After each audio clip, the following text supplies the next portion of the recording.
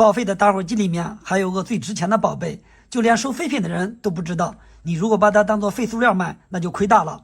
不管是这种没有气儿的打火机，或者是坏掉的打火机，都不要当废品卖掉。其实它的用处是比较大的。我们来看，首先呢，这个打火机就是没有气儿了，打不着火。我们把这个给它拆开，让大家来看一下里边这个宝贝到底长什么样子，看一下它的用处到底有多大。我们看，首先先把这个防风罩我们给它拆下来，然后把这个东西也拿下来。我们来看，给它拆完以后呢，我们最主要用的东西就是这个可是一个宝贝啊，很多人呢都见过它，但是不知道它有什么作用。我们来看，只需要给它稍加的改装一下，很多邻居啊看到都说非常的好用，也都抢着用。我们来看一下，首先呢，我们在这个上面给它先接2条线，我们看，先长2条稍微硬点的这个电线，然后呢，我们先给它拨出线头，拨的稍微长一些，拨出线头，让大家看一下这个东西到底有多好用。我们看，拨出这么长以后这条线，然后呢，我们把它绑在这个小电子元件的下边这个金属上面。我们看，给它缠2圈，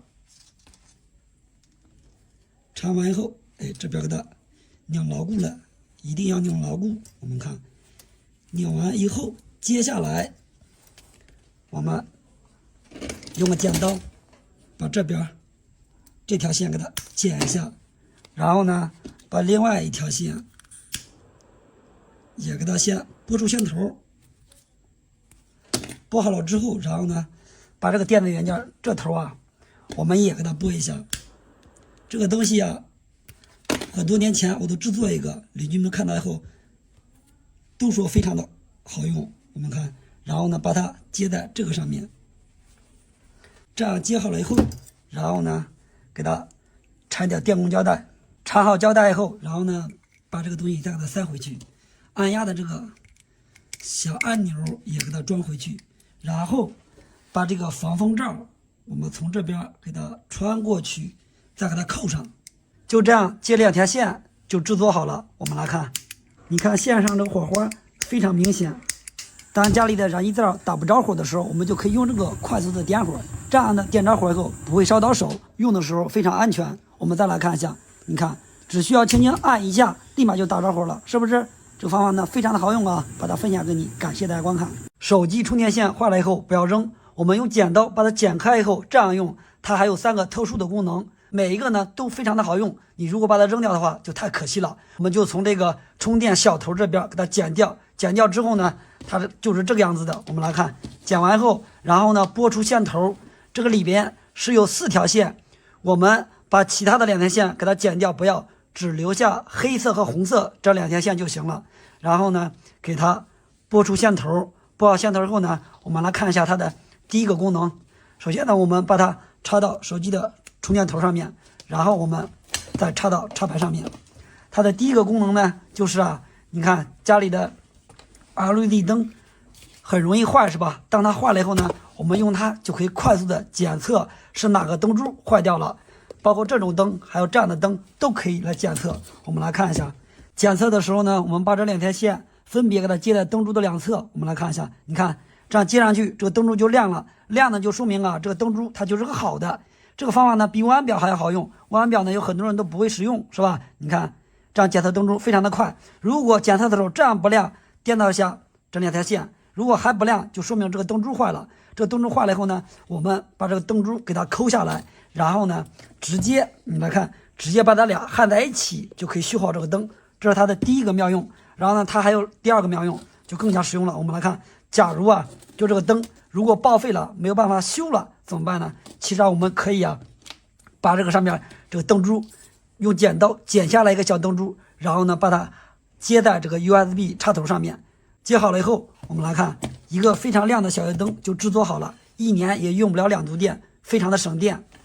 这是它的第2个妙用。然后呢，给大家再分享一下它的第3个妙用，其实用处也是比较多的。我们来看，我们找一个报废的充电宝啦，或者是手机充电头啦，包括一些电视盒子啦，只要是上面有这种 USB 这个插头的就行啊，这种接口的就行。我们拆下来一个这样的 USB 接口，然后呢拆来之后就是这个样子的。接下来呢，我们把上面这2条线我们给它接上，把这条红色的线接在这个 U 口的最左侧这个角上面。你看一共4个是吧？接在最左侧这边，我们给它拧上。如果有电烙铁的，用电烙铁焊上效果会更好。把这红色的线接到最左侧，然后把黑色的这条线接在最右侧，然后呢给它缠上胶带。接下来我们把这头给它插在手机的充电器上面，我们来看一下它能做什么。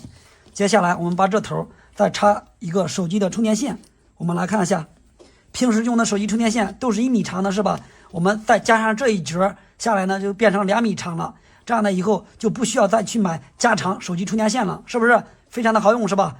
家里的剪刀不管有多钝，其实我们用一把刀子30秒钟就可以让它立马变得锋利如新。这个方法呢非常的好用。你看这个剪刀，我们剪个纸来看一下，你看根本剪不动，是不是剪不开？然后再剪个塑料布看一下啊，你看也是不行的，根本剪不了。我们如果用它来剪些布头、剪些线，那就更剪不了了，没有办法使用。很多人呢都是遇到这种情况，都是直接磨剪刀，很多人都不会磨，磨完以后发现把剪刀给磨报废了。那么怎么办呢？我们可以用这个刀子就可以了。在处理之前，首先呢我们在家里需要用点牙膏，把这牙膏给它先抹在这个剪子这个上面，因为这个牙膏是有个非常好用的研磨的作用。你看我们把这边给它抹完后，然后呢这边也抹点，有个特别好用的研磨作用。抹完以后，然后接下来呢我们就用这刀子，这个我们不要用这个刀口，要用这个刀背。这个刀背这边是非常坚硬的，我们用这个刀背开始磨。磨的时候呢，你看这个剪刀上面是有2个面，这边一个大面，然后这边一个小面。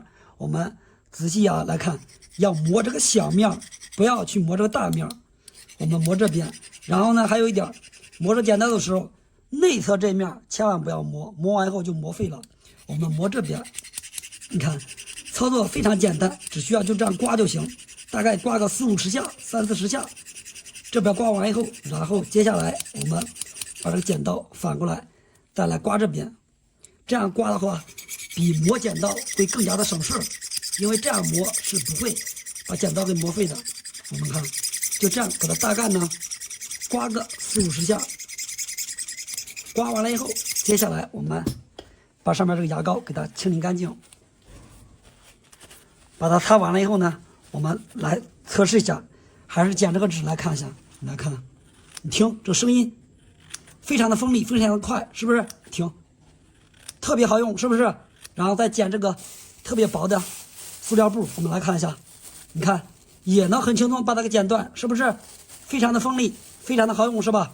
所以呢大家以后再遇到剪刀不锋利的，我们其实用一个就这个刀片，30秒钟就可以让它立马变得锋利如新。好了，视频感谢大家观看。今天我才知道，原来角磨机爆片了以后，上面这个螺丝怎么拆也拆不下来，怎么办呢？我们可以用个自行车上面使用的这个胶皮，用它呢就可以从根本上解决这个螺丝拆不下来的问题。这个方法呢非常的好用，给大家呢来分享一下。首先呢我们来看，像这个我们用角磨机都知道等它爆片了以后，这个螺丝拧得非常紧，无论怎么拧把它拧不下来，是不是？那么我们就用这个方法。首先呢我们把这个螺母先给它拆下来，拆下来之后，接下来我们把这个胶皮用个剪刀给它先剪一下，剪开。剪开之后，然后呢我们把这个螺母放在胶皮上面，然后呢我们用剪刀顺着这个螺母周围，我们给它先剪一圈。这个方法呢非常好用以前呢我的一个朋友经常使用这个方法，所以说今天呢给大家来分享一下。我们看这样剪完了以后，然后呢我们把这个胶皮拿下来。现在呢我们把胶皮给它先对折一下，对折完了以后，接下来在这个中间位置，我们用剪刀再给它剪上一刀。我们看剪完以后就是这个样子的。然后呢我们再使用角膜机的时候啊，我们把这个芯片换上，换上以后，然后呢，我们先把这个胶皮垫给它套在螺丝上面，接下来把这个螺母给它拧上，这样呢，不管这个螺母拧的有多牢固，我们来看，不管它拧的有多紧，这个片坏成什么样子，当我们下一次再拆这个螺母的时候，就可以很轻松的把它给拆下来。这样呢，可以有效的防止我们来看，可以有效的防止这个螺母拆不下来的问题。这个方法呢，非常的实用啊，把它分享给你，感谢大家观看。家里有这种老旧的万能充，不要再扔掉了。其实啊，我们在上面给它接上2条线，它还有2个隐藏的功能。这2个隐藏的功能呢，有钱都不一定能买得到，而且呢也非常的好用，给大家呢来分享一下。首先呢，我们看这种万能充，我们找2条线，在这儿呢，我首先呢就是从报废的灯上面拆下来2个磁铁，然后呢，我们把这2个线给它接上，任意接在这2个铁片上面就行，它不分正负啊，随便接，非常简单，只需要呢给它拧上就行，也不需要用电烙铁。就这样把它接好了以后，我们来看一下它的第一个特殊功能。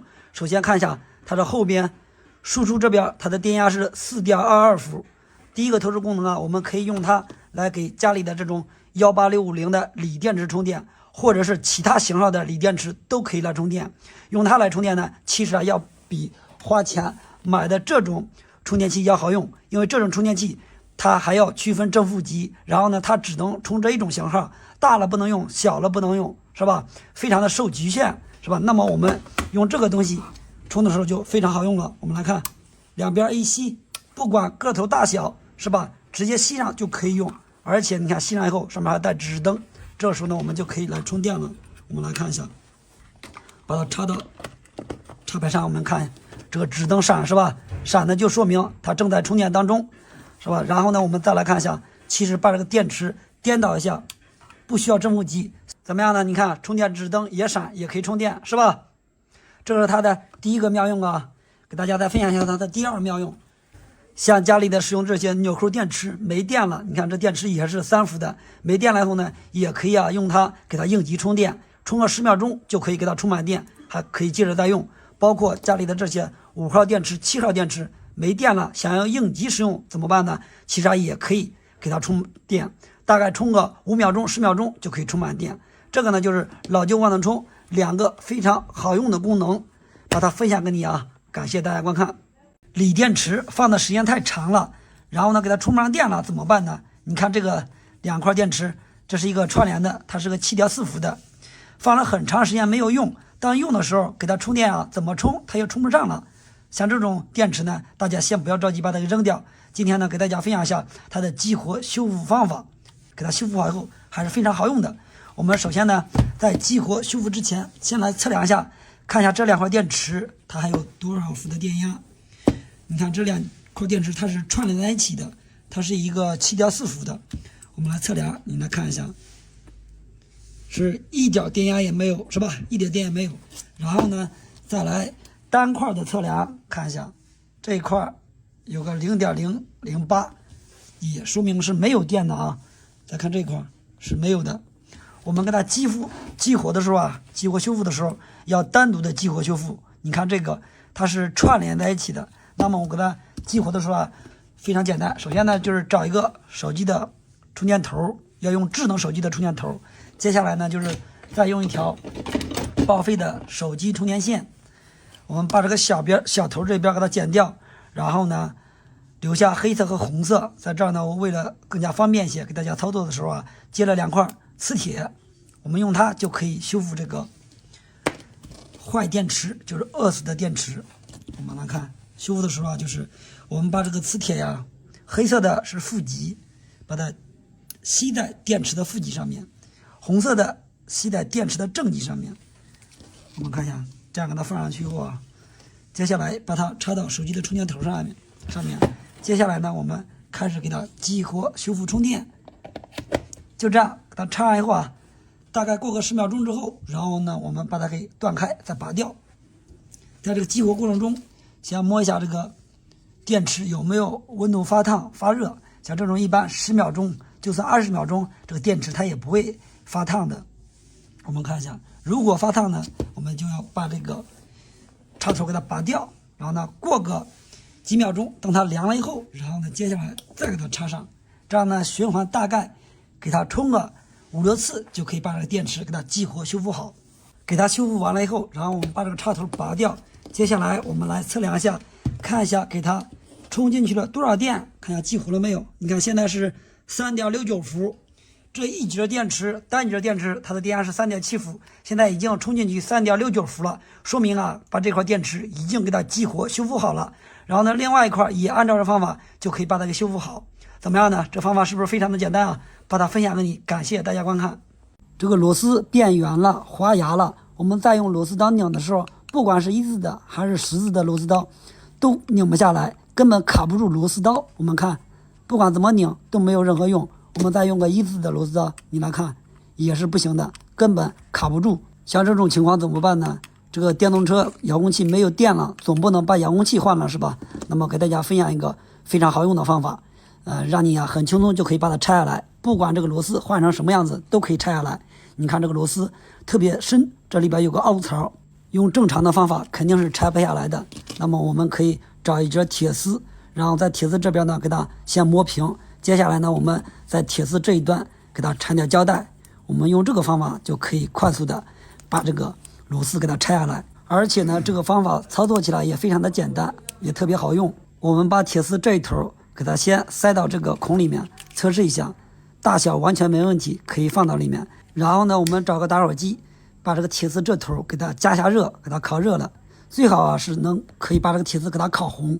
我们就是利用这个热胀冷缩的原理啊，快速的把这个螺丝给它拆下来。烤了半天也没有烤红，然后呢我们赶紧把这个铁丝放到螺丝上面，使劲给它按住，把这个热量呢让它传递到螺丝上面，然后呢再迅速的找个撬棒，把这个遥控器给它撬一下试试，发现不行，还是撬不动撬不开，说明啊温度还是不够。我们用这个大点的打火机给它烤一下，把它先烤红，这次一定要记住把它烤红。烤完以后呢迅速的把它再放到这个螺丝上面，还是接着再给它加热，加热大概5、6秒钟，6、7秒钟以后，然后呢我们把这个铁丝给它拿掉。接下来我们再来看一下，你看这样轻松的一抠，这个塑料壳就开了，是不是？开了之后呢，然后呢我们来看一下，接下来我们用个钳子把这个螺丝给它拧下来就可以了。不管是什么塑料壳上的螺丝拧不下来了，我们都可以快速的把它拆下来。这个方法呢你来看非常的好用，是不是？而且呢把螺丝拆下来以后，我们再仔细来看一下，上面这个壳是没有问题的，上面的盖子我们看到最后呢我们给它换一个螺丝就可以了。Hello 大家好，今天呢从网上买了一个角磨机支架，厂家说呢把这个支架装到角磨机上去之后呢，就可以角磨机作为是一个切割机来使用。你看一下这个东西呢，看着非常的简单是吧？就是这样的一个铁质的东西。现在咱们把它装上去来测试一下，作为一个切割机来使用，看一下到底好用不好用。咱们开始先把这个拆下来，然后呢把这个东西给它安装上去。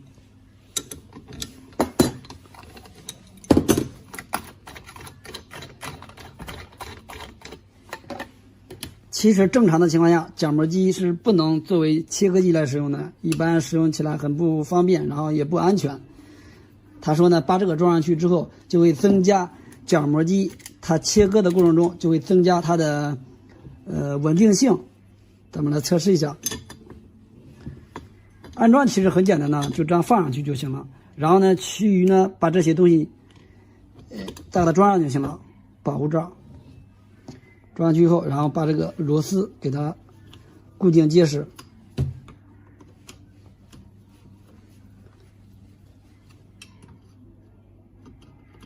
以前我记得角磨机支架也是有另外几种的，不过那几种都稍微复杂一点。这个呢就非常的简单。装好以后，就开始把这个切割片再装上去。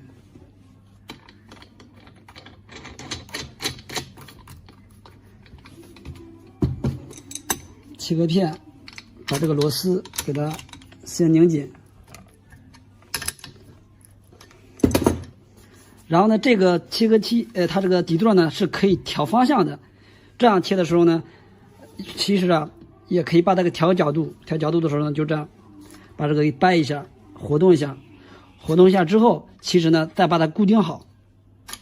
根据自己操作习惯，我感觉稍微斜度稍微大一点，然后更加稳定。这样切割的时候，如果这个力度呢，如果这样太力的情况下，肯定是不好用的。就按这个角度给它固定好。调好角位以后呢，是有点松，还需要把它固定。安全第一，一定要把这个支架给它固定好。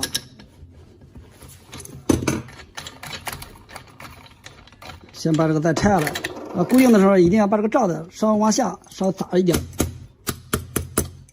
这样就把它给挤住了。挤住之后，然后再把这个螺丝彻底给它拧紧。好，现在再装上。安全第一，一定要把这些东西都给它上结实。安装好以后呢，就这样的。我们在切木板或者是铁板的时候就这样的往前推，当切割机来使用。然后它可以作为是一个支撑，然后呢，这个板子呢可以作为是一个平衡度，然后在切割的时候不会出现这样来回的晃动。如果切割来回这样晃动的话，很容易就出现这个诈骗，然后其实诈骗很危险的。好，现在呢，咱们找个东西来测试一下，看一下好用不好用。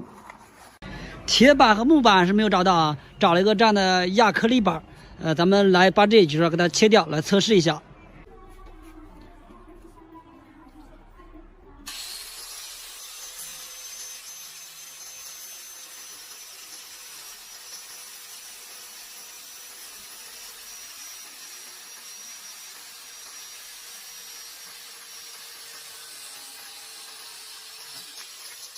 测试完以后呢，我发现这个还是很不错的关键这东西价格便宜。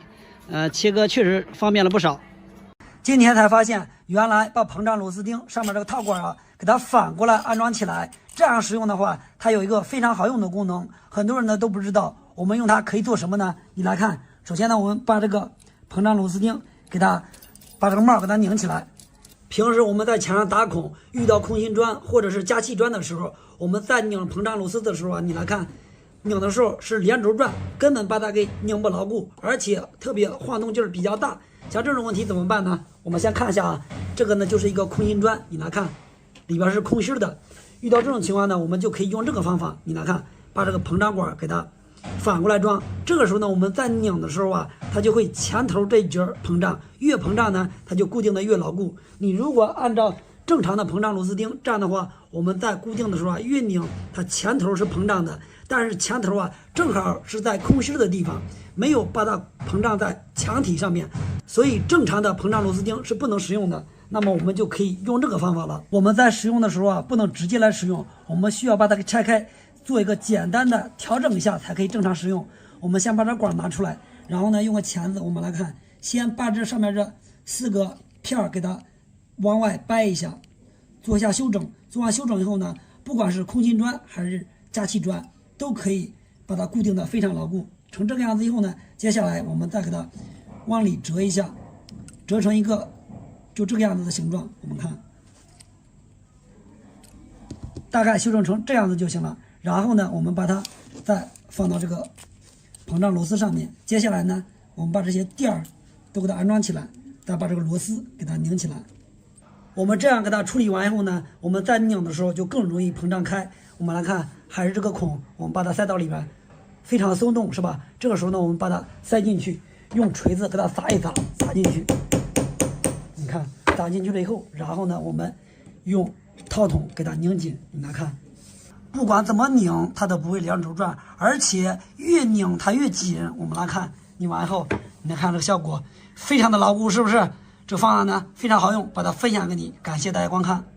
朋友们，大家好。上个视频我们维修了一个电风扇，然后发现是这个电机坏了。今天我把这个电机已经拆下来了。今天就是给大家分享一下，像这样的电机坏了以后，我们千万不要扔。有的好多自己把它拆开，简单的维修一下就能修好的。今天我就给大家分享一下它的维修方法。我们看一下这个电机上面是有5条线，这个红、白、蓝是它的3个档位，黑和黄是电容，启动电容。黑线它也是这个公共端，它是282的输入电。我们用温表来测量一下，看一下它的阻值正常不正常。我们用温表的2极管档来测量一下，一个接住这个黑色的线，另外一个2、3个档位，看一下阻值，没有任何反应。这个也没有，3个档位都没有任何反应。我怀疑是这个黑色的线应该是内部已经断了，我们把它来拆开来看一下，看是不是它的问题。这个上面有3个螺丝，我们把它都卸下来。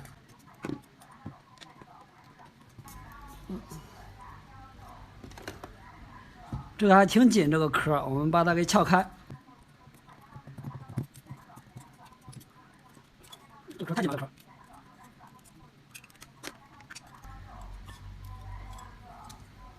拆开以后，我们先捋一下这个黑色的这条线，这儿是进到这个拉管里面，然后通到这边。这儿我们看一下，这儿有个黑色的东西，这个黑色的就是一个温度保险。我们用温表来测量一下，看是不是这个已经断路了。我们先把这个绑带给它拆开，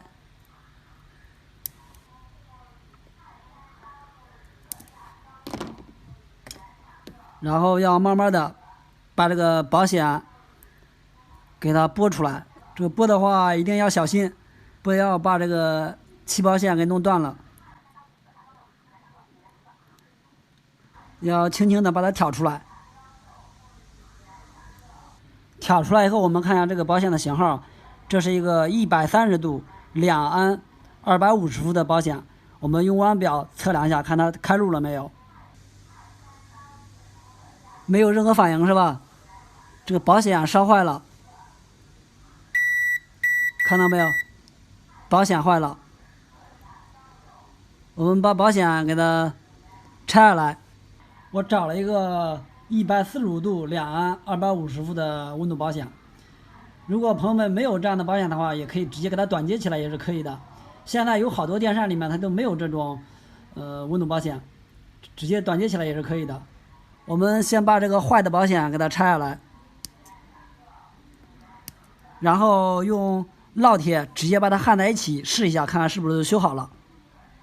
我这个保险现在先不安装了，我们先测试一下。开始动烙铁焊接，短接好以后，我们用温表再测量一下，看它的阻值正常了没有，还是把这些都测量一下。这个是有阻值的啊。再看一下这个白色的，白色也有了，红色也有，这个黄色启动电容这个也有，都有阻值了。我们给它装起来壳来试一下，看看是不是能转动了。现在我们通上电看一下，这个电机可以转动了是吧？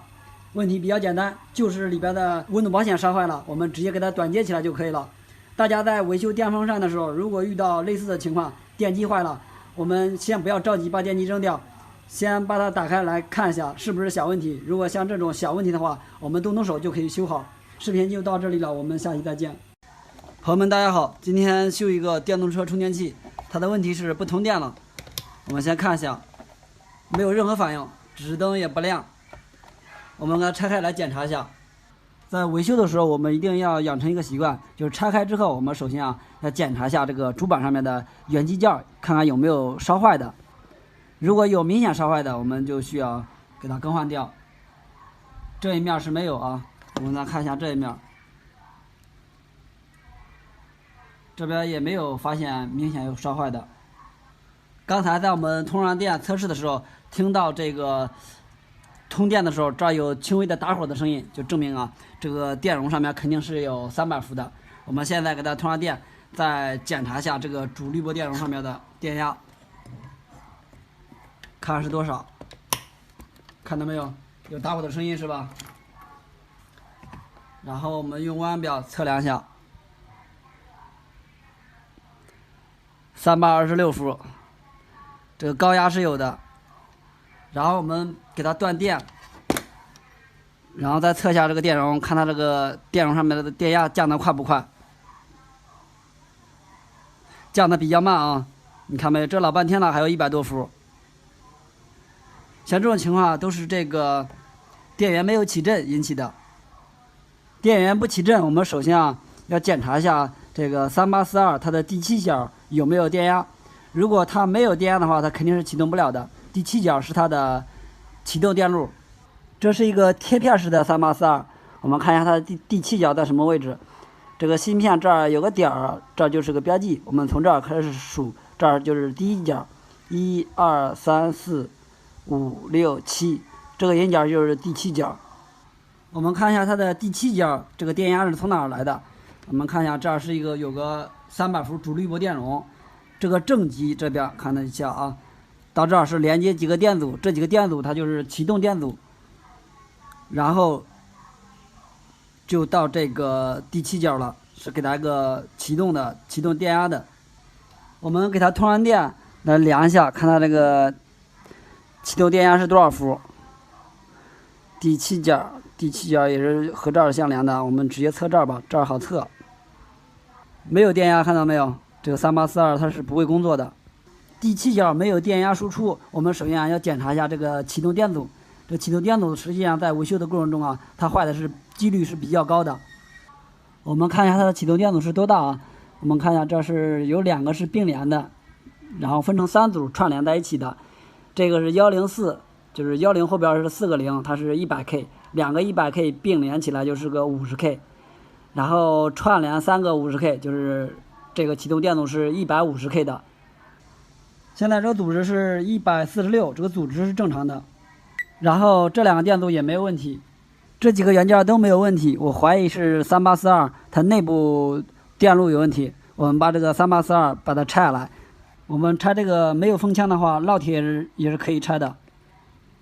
在它的引角上面多上点焊锡，多上焊锡就是为了让它的温度提高一点，温度更高一点，这样2边焊接就掉了。把它拆下来以后，我们再测量一下，看它的第7角有没有电。然后我们来测量，现在有75伏的电，问题应该就是3842坏了。我们换一个上去试一下，应该就没问题了。换好以后，我们再测量一下，看它的第7角电压是多少。12.6，看到没有？这个电压正常了。然后我们看看有没有电压输出啊？看这个指示灯已经亮了，这个电池充电器就修好了。它的问题啊，就是这个电源管理芯片坏了，3842的问题。感谢大家观看，我们下期再见，朋友。